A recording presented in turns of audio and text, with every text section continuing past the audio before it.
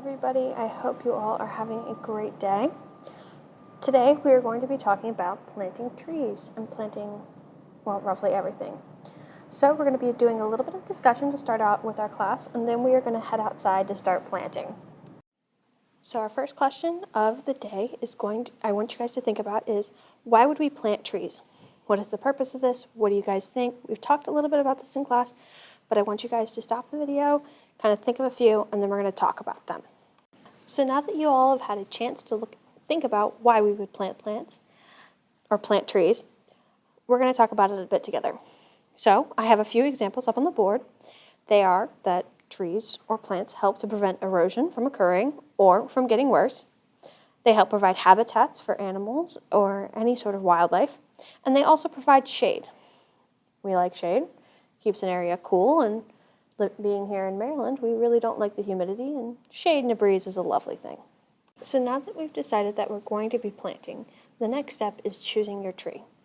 When you choose your tree, you really want to think about where you're planting. So this means what kind of sunlight's in the area, what kind of soil you have, and what the rest of the environment looks like. So here I've provided two examples for you of recent trees that have been planted.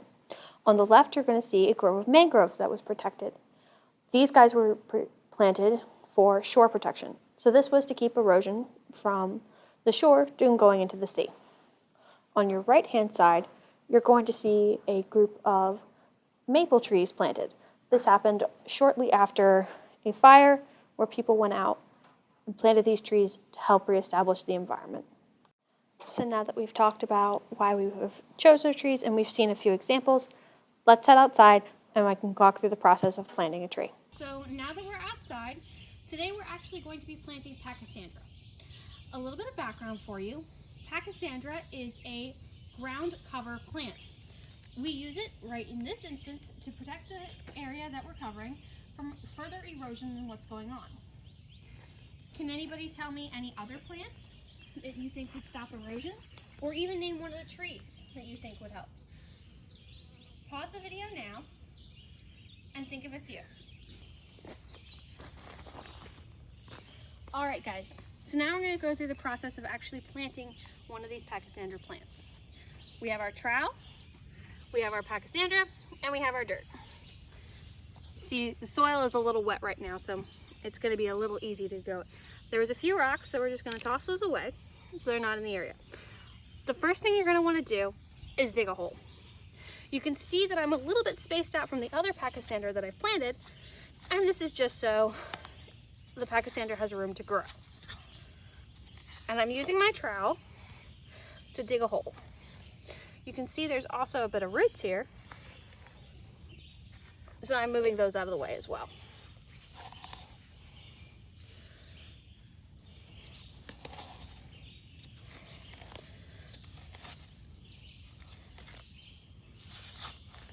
We're going to want to dig a little bit deeper than the plant itself.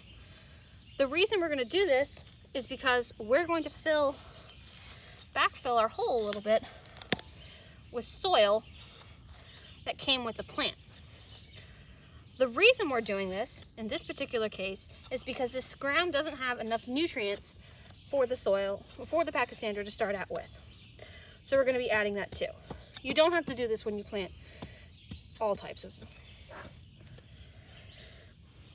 So the next thing we're going to do is we're going to take our little pachysandra seedling and some soil that it came with, and we're going to backfill the soil, and then we're going to set our seedling in here, and we're going to cover its roots with this soil. You can see it's got a couple little nutrients in here. Next thing we're going to do is cover it back up with the soil that we dug out of our hole. We're going to break apart big pieces as much as we can as we backfill.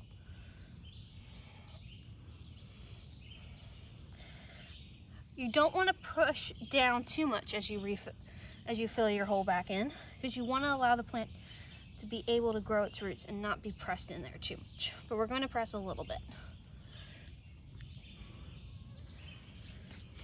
And that's it.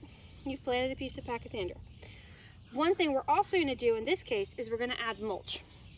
We don't have too much mulch, so we're just going to take some and we're going to put it around here from other areas. Can anybody tell me why I'm making a donut with the mulch around the pachysandra and not covering it right up to its roots? You can pause the video now. Okay, now that you've had some time to think about it, what did you think the answer was? My answer is because you don't want to bombard the stalk. This is particularly important with trees and larger shrubs as well. This allows water to get down to it and to nourish the plant without suffocating it right at the stem. Another thing that we have to do before we're done is to water the pachysandra. As we continue to, once it's planted and we continue to water it, this allows the roots to establish themselves and for the plants to grow. Good luck gardening, guys. Well, I hope you guys all had an enjoyable time listening to me help you through the process of planting pachysandra. Special thanks to my mom who helped me record it. And just kind of as a wrap up and for your exit ticket for today, I just want you guys to think about how the process of planting relates to what we've been talking about with conservation. And I want you guys to write it down and you will bring it to class for next time. Have a great day.